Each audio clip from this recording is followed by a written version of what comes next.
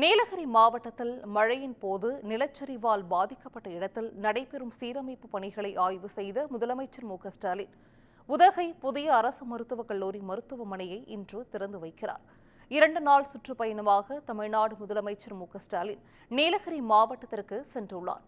சென்னையிலிருந்து கோவை சென்ற முதலமைச்சருக்கு விமான நிலையத்தில் திமுக தொண்டர்கள் மற்றும் பொதுமக்கள் உற்சாக வரவேற்பு அளித்தனர்.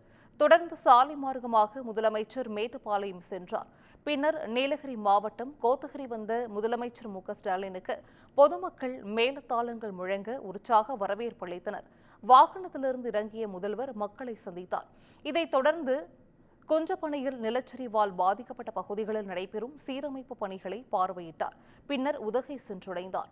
அங்கு புதிய அரசு மருத்துவக் கல்லூரி மருத்துவமனையை இன்று திறந்து வைக்கிறார் முதலமைச்சர் ஸ்டாலின்.